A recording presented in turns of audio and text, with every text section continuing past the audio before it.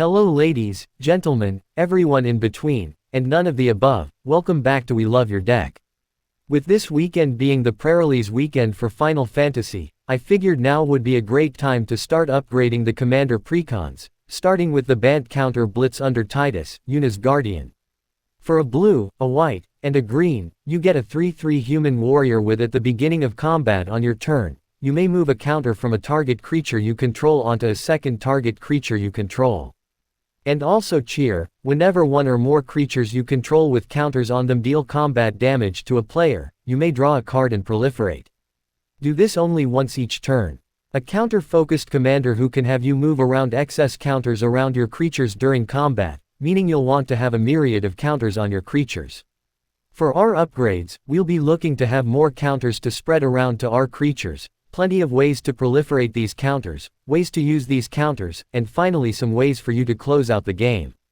Before we even get started, we need to put all sorts of counters on our creatures, but with a focus on +1/+1 counters, like with Broker's Ascendancy, which will have you put a counter on each creature you control during each of your end steps, and if we had any planeswalkers we'd also put a loyalty counter on them as well. Our Felidar Retreat will put a +1/+1 counter on each of your creatures on a landfall trigger or make you a cat beast token.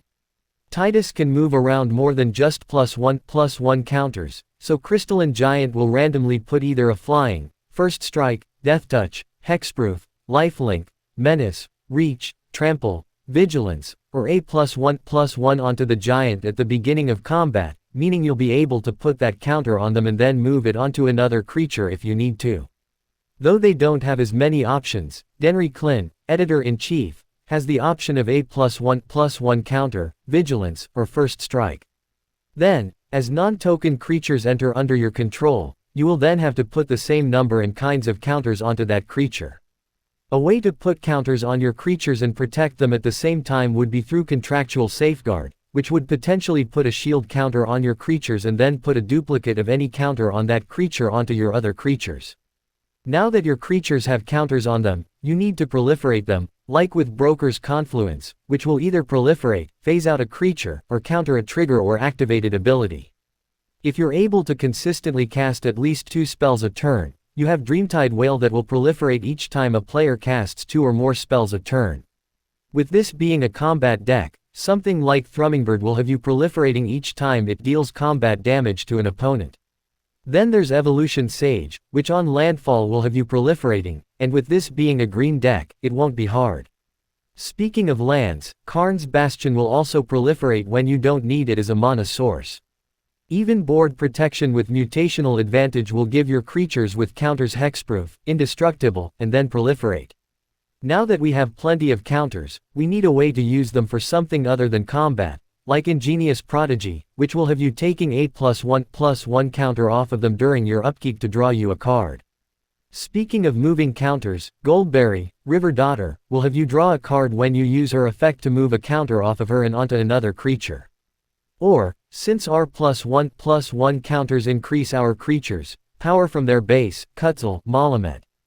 Exemplar, will draw you a card when one or more creatures with power greater than their base power deals combat damage to a player. Our counters will do more than just draw us cards, like with Fertilid, which will use its +1/+1 counters to search for more basic lands. Our Kami of Whispered Hopes will tap for more mana for the number of counters on it as well as having more counters put on creatures as you put them on your creatures. Eventually our permanents will go to the graveyard, however, Evolution Witness will have you putting cards from your graveyard back into your hand. Even our counters will help to either put counters on our entering creatures or by making a spirit token through Warden of the Grove and even have additional counters on it during the end step. There's even a board wipe of sorts with Wave Goodbye that could potentially be a one-sided board wipe if you have enough creatures with +1/+1 counters on them by putting any without a counter on them back to their owner's hands. And what would upgrades be without some better ways to win the game, like with Herald of Secret Streams making it so all your creatures with +1/+1 counters on them are unblockable, and with all of the counters being spread around, your creatures will be massive unblockable threats.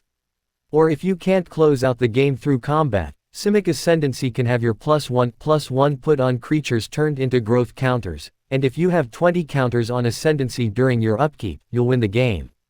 If you like what you heard, I'll be posting the upgrades list to my Moxfield, and if you have a commander you'd like me to cover, drop it in the comments. Since you made it this far, why not give me a subscription? And as always, I'll catch you on the flip side, Planeswalkers. And remember, be good to each other.